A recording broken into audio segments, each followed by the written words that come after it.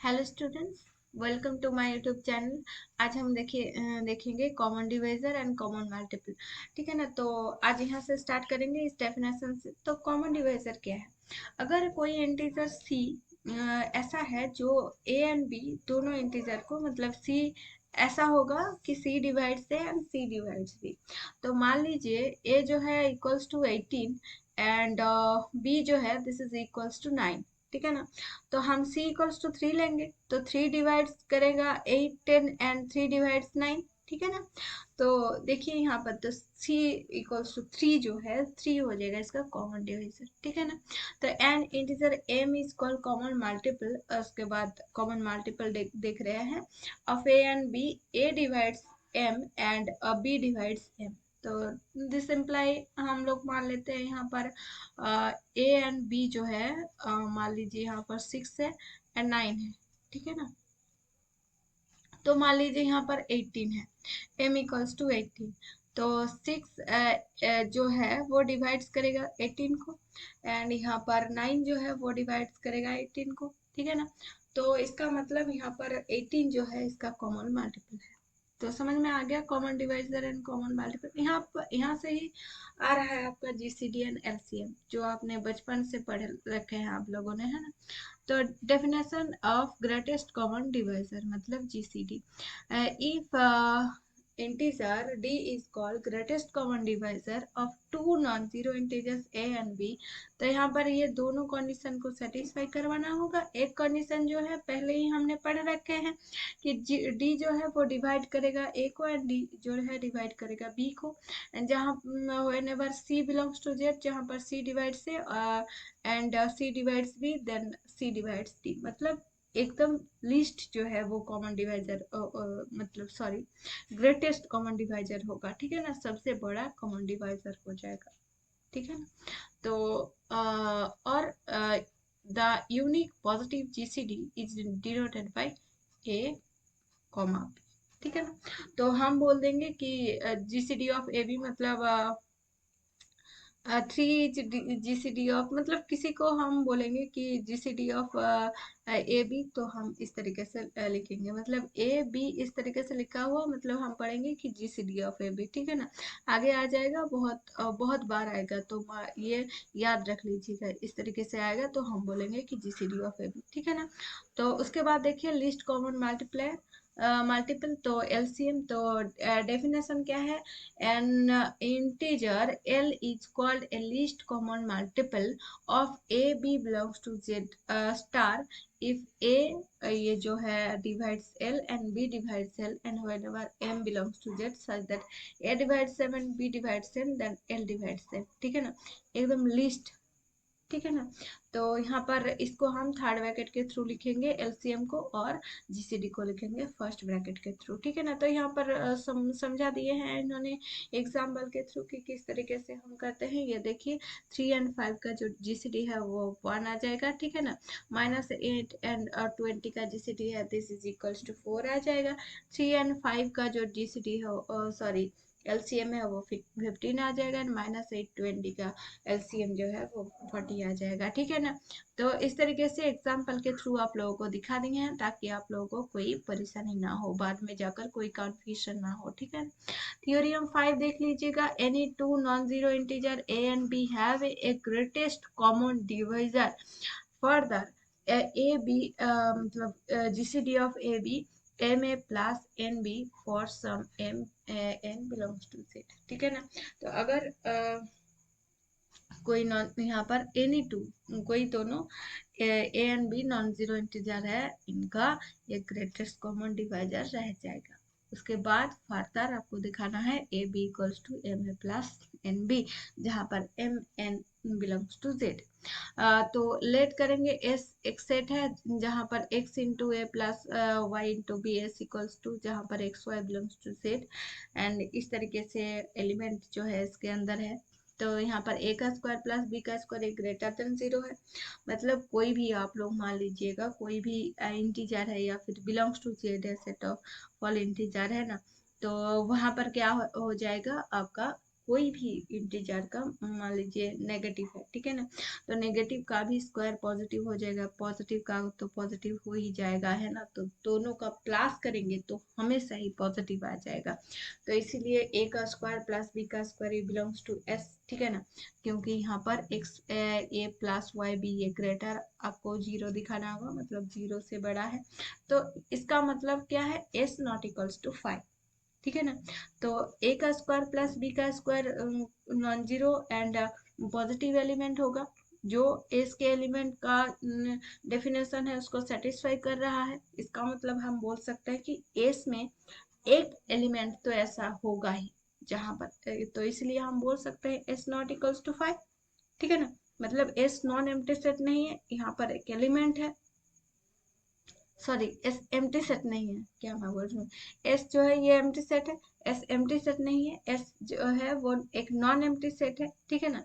Hence by the well ordering principle, well ordering principle क्या था, जहां पर बोल रहा था कि एक कोई भी नेचुरल नंबर का, ठीक है ना, एक लीस्ट एलिमेंट तो रहता ही है। तो देखिए यहाँ पर एस जो है वो ग्रेटर देन जीरो है, Z set of all integer जहां पर उसका एलिमेंट जो है, एस सेट का एलिमेंट जो है वो ग्रेटर देन जीरो है, ठीक है ना, लेस जीरो नहीं है, इक्वल जीरो नहीं, ग्रेटर जीरो है, तो इसका मतलब क्या है, वो एलिमेंट बिलोंग्स टू एन हो जाएगा, ठीक है ना। तो एंड वेल ऑर्डरिंग प्रॉपर्टी हमें यह कहता है कि N set of all N का मतलब सेट ऑफ ऑल कोई नेचर नंबर का सबसेट होगा तो उसका एक लिस्ट एलिमेंट रह जाएगा, तो इसका हिसाब से हम बोल सकते हैं कि एस जो सेट है उस सेट का एक लिस्ट एलिमेंट रह जाएगा। समझ में आ रहा है, बात पूरा क्लियर है।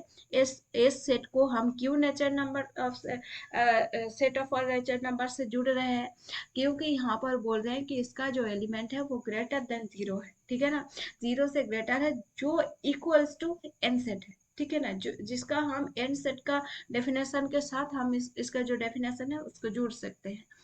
तो इसीलिए हम बोल रहे हैं कि एस जो है इसको एक लिस्ट एलिमेंट, लिस्ट जो है एक एलिमेंट है, वो एलिमेंट हम मान लेते हैं डी है, तो d equals to m A plus N B for some M N belongs to z. तो यहाँ पर हम लिख सकते हैं, यहाँ पर हमें दिखाना होगा डी इक्वल्स टू यहाँ पर G C D of A B, ठीक है ना।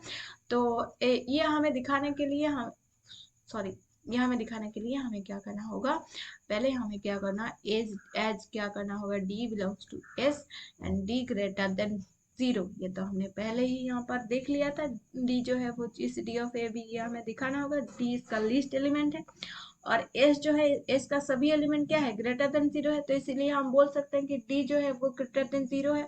सो बाय द डिवीजन एल्गोरिथम हम क्या लिख सकते हैं कि A equals to Q D plus R, A belongs, A जो है बिलोंग्स टू जेड है, A and B belongs to Z ही था ना, एक मिनट देख लेते हैं, A B G C D of A B two non zero integers, ठीक है ना, तो ये माइनस भी हो सकता है, नॉन जीरो इंटीजर बोल रहे हैं आपको, ठीक है ना, तो इसीलिए A equals to Q D plus R, D जो है इसका लिस्ट एलिमेंट है, तो इसके इसके लिए मतलब ए जो है इसका, इसे two non-zero integer of integers a b have a greatest common divisor, ठीक है ना।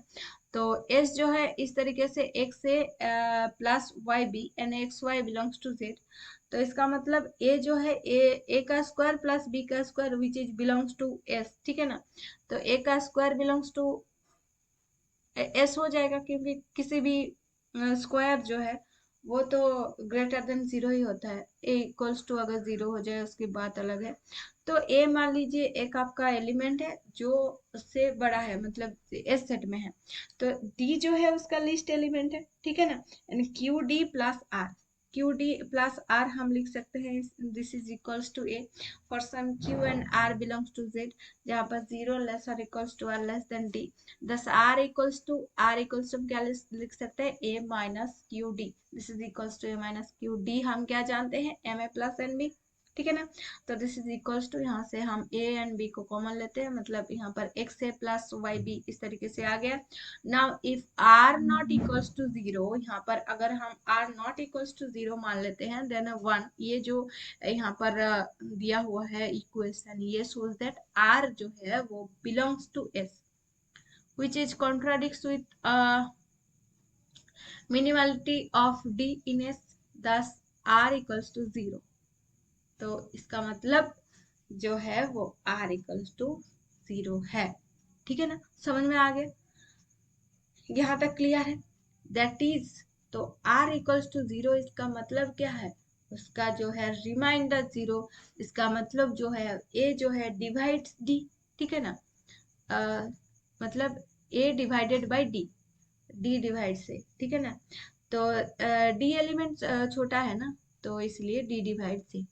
तो नाउ सिमिलरली हम ये बोल सकते हैं कि d divides b, d is common divisor of A b, ये हमने बोल दिया। क्योंकि यहाँ पर देखिए अभी हमें दिखाना है ग्रेटेस्ट कॉमन डिवाइजर। ठीक है ना, तो कॉमन डिवाइजर हम इस तरीके से, सेम तरीके से आप लोगों को ये लिखना है, या फिर डायरेक्ट सिमिलरली करके आप लोग लिख देना। ठीक है ना, अगर प्रूफ आ जाए, क्योंकि प्रूफ आ सकता है, मैंने तो कभी नहीं देखा है कि MT6 में प्रूफ आता है क्यों, बट यहाँ पर आ सकता है, क्योंकि ये क्वेश्चन जो है वो 100 मार्क्स का आ जाएगा, और आपका जो यहाँ पर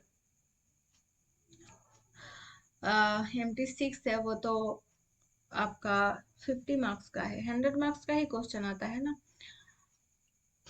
तो देखिए, now let's C be a integer. तो हम ऐसा एक मान लेते हैं सी, जो divide A divide B, and C जो है वो डी से छोटा, सॉरी बड़ा एलिमेंट है जो बिलोंग ए एंड बी को डिवाइड करे। ग्रेटेस्ट कॉमन डिवाइजर हमें यहाँ से निकालना है, तो हमें सी, हमने मान लिया कि सी इससे बड़ा है। ठीक है ना, तो इसका मतलब a equals to a1c and b equals to b1c for some a1 b1 belongs to z, but then d equals to ma plus nb, and हम यहाँ से लिख सकते हैं a को a1c एंड b को b1c, तो ma1 plus nb1 into c। तो यहाँ से तो हम बोल सकते हैं कि c डिवाइड्स d। ठीक है ना, तो c इससे क्या हो जाता है, इससे छोटा एलिमेंट हो जाता है यहाँ से। ठीक है ना, तो इसका मतलब हम बोल सकते हैं कि जो d है वो ही इसका ग्रेटेस्ट कॉमन डिवाइडर है। ठीक है ना, तो ये हो गया, समझ में आ गया ना? जीसीडी निकालना तो सभी को आता होगा, आता ही होगा, है ना?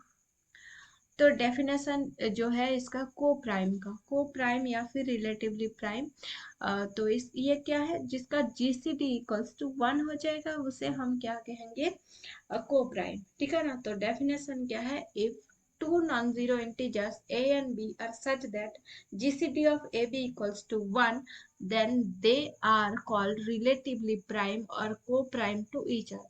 तो मान लीजिए यहाँ पर को प्राइम कौन सा हो जाएगा, कोई भी मान लीजिए ना, यहाँ पर जिसका जीसीडी 1 होता है, तो 3 एंड 4 मान लीजिएगा, मतलब जिसका जीसीडी 1 है। ठीक है ना, समझ रहे हैं ना, कुछ भी आप लोग एग्जाम्पल के थ्रू ले सकते हैं यहाँ पर। उसके बाद थ्योरम 6 देख लीजिए, if a b belongs to z star such that GCD of AB equals to 1, and if C belongs to Z such that B divides AC, then B divides C।